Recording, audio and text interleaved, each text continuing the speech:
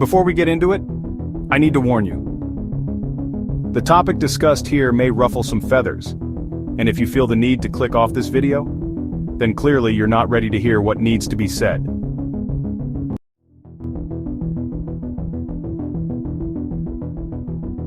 I admit, this is a hot topic.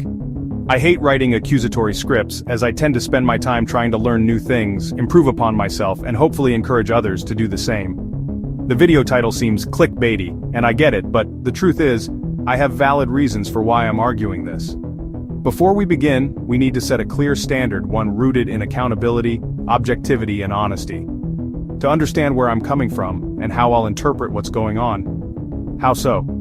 I am no lawyer, neither am I a person in Congress, nor am I some journalist. If anything, I am a voice, a being, an idea. Before I begin my breakdown, everyone must understand that I'll be doing this behind the perception of our founding fathers, the purpose and intent the Constitution back in 1790 was supposed to do, because that's what America was truly meant to stand up for, not this shadow of a country we've let it become. Donald J. Trump.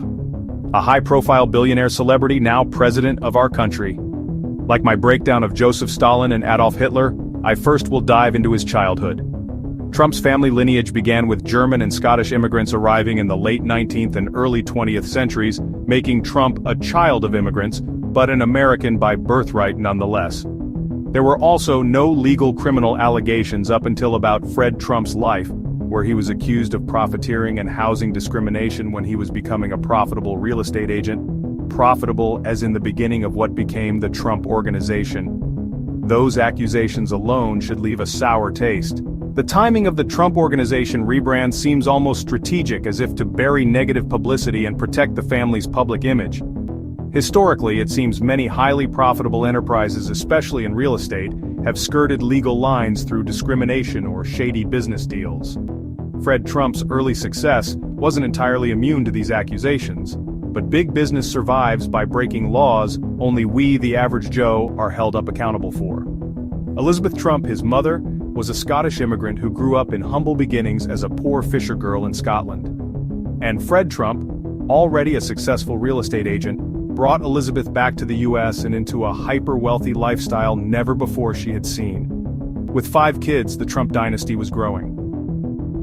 Let's compare Trump from his early life to that of the average poor person. Trump grew up in an ultra-wealthy and powerful family.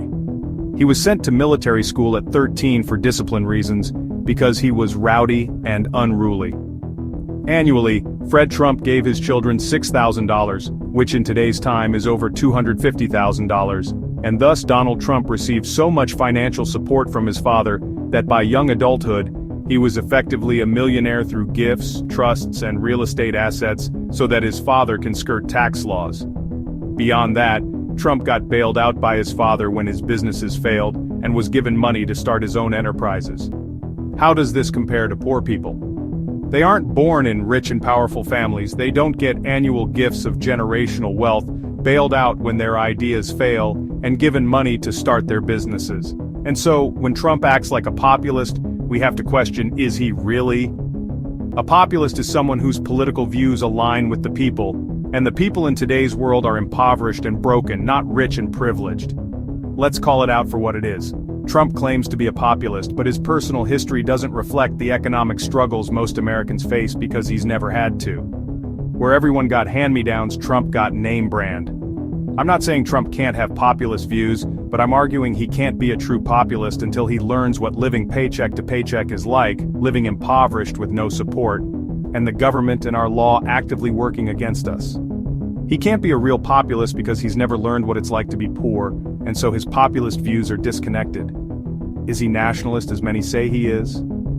I'd say no, because being a nationalist should mean loyalty to the ideals of your country, especially its founding documents, not just waving a flag.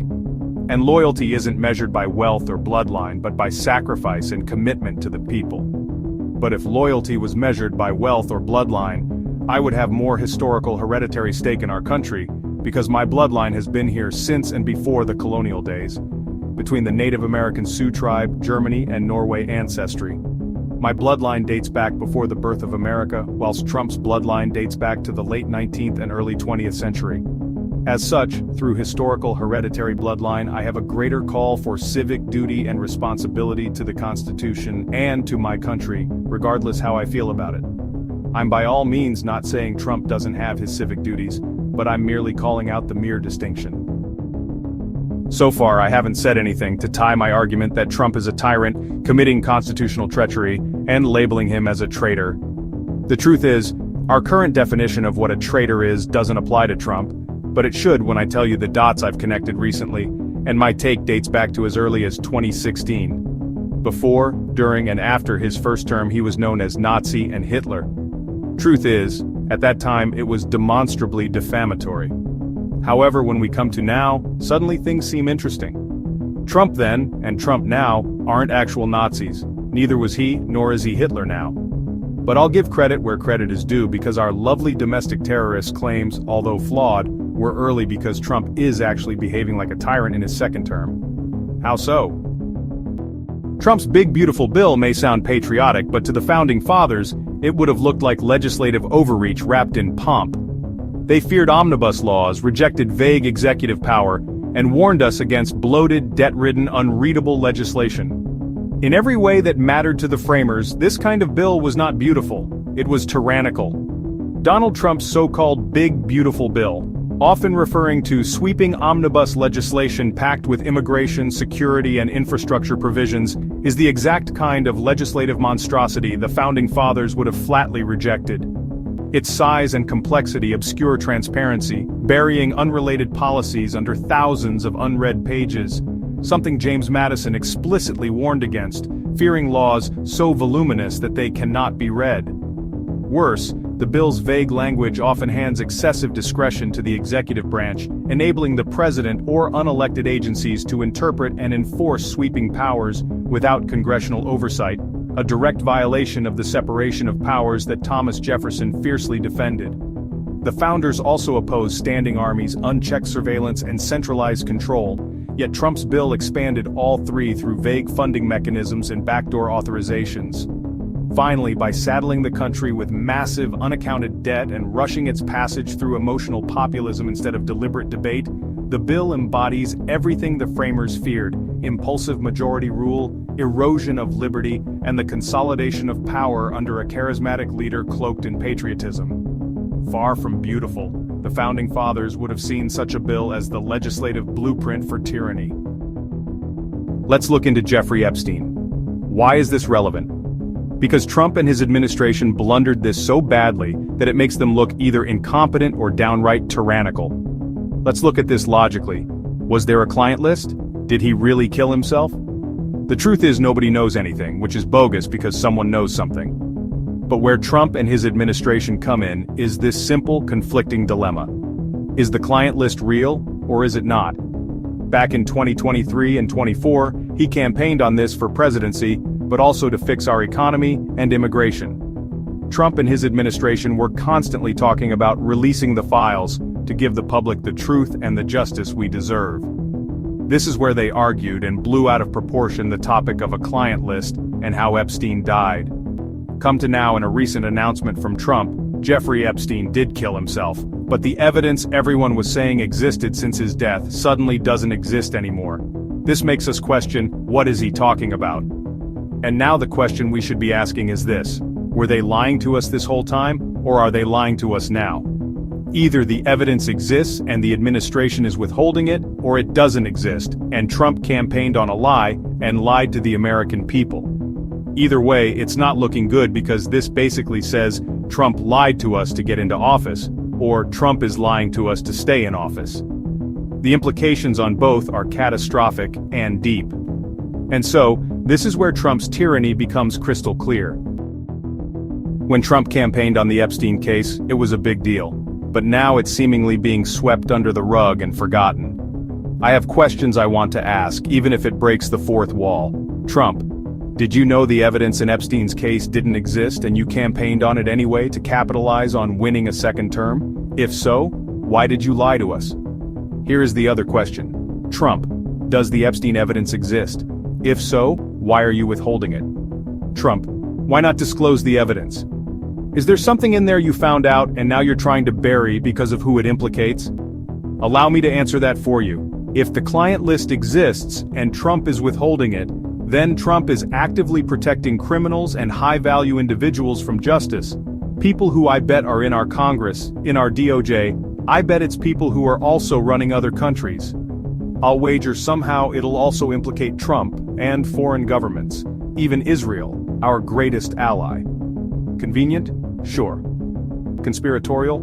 Maybe. But justice one way or another comes, and if karma exists, then justice one way or another will come. So let's get blunt. Congress and the DOJ should investigate and release the evidence. Why? Because there are only two ways this can go. Either we have sensible, unbought officials who enacted swift justice, even if it destroys our government because of who was and is involved, or nothing happens. And then, you can guess all who are on that Epstein list, or at least involved: Donald Trump, his family, and his whole administration. The entirety of Congress, both House and Senate. The entirety of the Department of Justice, including SCOTUS. Our government as a whole, involved. Our wealthy elites and our wealthy corporation CEOs, likely even Elon Musk. Foreign governments and officials, as well as their wealthy elites, possibly even including Israel. Need I suggest more? Let's dive into his immigration strategies. Trump campaigned on closing the borders and getting all the illegals out, especially those who are in here still committing crimes against the American people. He did all that, and seemingly more, until recently. Trump basically said illegal criminal migrants are going to get amnesty if they're farmers, hotel workers, and restaurant workers. The implication? Suddenly, 5 million migrants try to cross the border illegally. ICE and border security stop them, but they say they're farmers? Trump may as well give amnesty to them too, since he's going to give it to the 20-some million criminal illegal migrants, who by the way are still committing crimes because they're farmers, hotel and restaurant workers. What happened to getting them all out, Trump? Suddenly you think you can flip on what you campaigned on, and nobody would notice? Everyone noticed. Those 20-some million criminal illegal migrants could be gone, and those jobs can be done by American workers because we have record unemployment. Americans will work the jobs because there is nothing else to work. How about all these sanctuary cities that house these same criminal illegal migrants, granting your political adversaries extra seats in Congress because they illegally count them in their elections? Or are you in it with them too, allowing slavery, a thing our 13th Amendment forbids us to do because a fringe elitist faction of our political system says at least your food will be cheaper, whilst forgetting the fact that it's slaves and migrant children working in these industries. We have a legal version of slavery called prison, and that only happens when you commit a crime. Oh wait, I get it now. Trump bankrupted over a dozen hotels and casinos back in the day because they couldn't pay back their debts, and now with criminal illegals working them, surely now you're turning a profit, right? Obviously even Elon Musk is profiting off his shares because of underpaying H-1Bs, a job an American can do. Have our founding fathers fought the Civil War against the British Crown, mind you, as well, to secure our independence? Hasn't America fought to end the transatlantic slave trade? What has nearly 300 years of American blood and sweat and lives done to make America the greatest country in the world, only to turn around and make our founding fathers, our long-dead families, the Americans of our past, rolling in their graves because suddenly we want to be back in 1840s America? We may have voted in Trump to be a dictator to fix our country, but it clearly seems like if Joseph Stalin were still alive, he would have been a far better president because he didn't have to lie to get into office. Say what you will about Stalin, but even the majority of Russians today still look up to him, not as the villain, but a necessary evil. And to this day, many Russians wish Russia would return to the Soviet era, not for power or status, because to Russia it was their golden days. Trump had his attempt at getting rid of the fraud, waste, and abuse. How so? First off, why do we need to add $4 trillion to our deficit? What happened to cutting costs and getting our national debt down? Why is the military-industrial complex getting a $250 billion bonus when the American people can't afford groceries or housing? Why do we continue to fund Israel so much money when our own backyard is literally on fire? Why do we have money to give to agencies and foreign affairs but we still can't pay for the potholes in our roads? How is it that China has had 10 years of supersonic trains and yet still, we do what now? Between 2016 and 2020 prices went down, housing still sucked, but it wasn't as bad as it is now. There were jobs and Americans were making more money and getting jobs. What's going on this time? If we the people voted Trump into office to be a dictator, then please at least tell the handful of mega corporations that control 80% of all our American industries, cut prices, pay your people more, or else. And about USAID? We can't blame Trump for Congress doing nothing about it, but that's why we have the checks and balances since 1790, which should have allowed the DOJ and executive to do something if Congress wasn't. Whatever happened to cleaning the swamp? Because now it seems like Trump brought in people who worked with big pharma companies. The same companies which pump out a possibly toxic but definitely pointless drug for a disease that was congressionally recognized to not exist within the last few years, as well as the bird flu. Moreover, why are we permitting a drug to circulate into the market to give to minors for a disease that, again, doesn't exist? When it came out the COVID vaccine was toxic, what happened? You guessed it, nothing.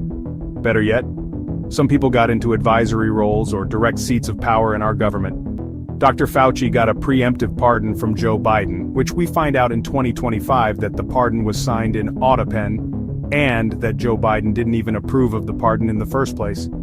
Perhaps it is still a little early given it's just 7 months into his second term, but still we have to ask, why hasn't anyone gotten arrested yet? Why are we getting what feels like crumbs now?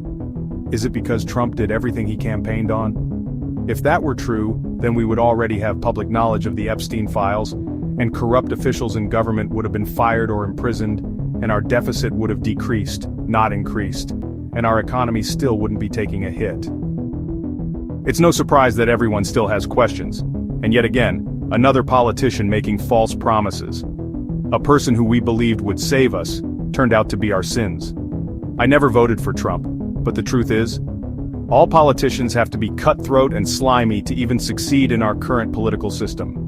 We can talk about the tax cuts on income all day and night, but the truth is, already, more and more people are becoming unemployed because of further, unrestricted progression to automation and AI workers, in which I have no problems with unless it replaces people who need the jobs to survive. As I had said before, what happens when every job is replaced by AI and automation? Who will be working? Because if we look at the final goal of pure perpetual profits and reducing costs to as close to zero as possible, you'll have robots fixing robots, robots managing robots, robots doing every job any American can do. And when nobody has a job and nobody is making money, how will corporations make money now? Premium bug sandwiches. In the end, this is neither here or there because in the end, Trump is a tyrant, and he should be labeled a traitor. A tyrant lies and exploits the frailty of the people to get into office, then turns around to consolidate power and protect their friends from justice. A traitor Trump may not legally be, but again, he might as well be labeled one. Then again, let's remember this. He declared our lack of border security and the infusion of mass illegal migration as an invasion. And now with this amnesty he's promising, he's giving aid and comfort to our enemies. Our enemies? The illegal criminal migrants. Here's another idea. If the Epstein files do exist, and he's withholding them, now he's giving comfort and aid to the enemies of America, be it foreign or domestic. Trump is actually a traitor to the United States of America, Epstein files or not, but definitely because he flipped on his immigration strategy. Will Congress impeach or the judiciary try? I bet not. And thus, our government is the enemy of the country, all three branches, regardless of ineptitude, incompetence, complicity, or association. So, what can we as Americans do then? Simple answer, nothing. Because there is no voting in true justice and reform. The system is designed this way, so playing it is a fool's game. And so when tyranny becomes law, resistance becomes duty. What does that mean? Enjoy your perpetual darkness of self-inflicted misery because the alternative is something nobody is willing to do. Rebel.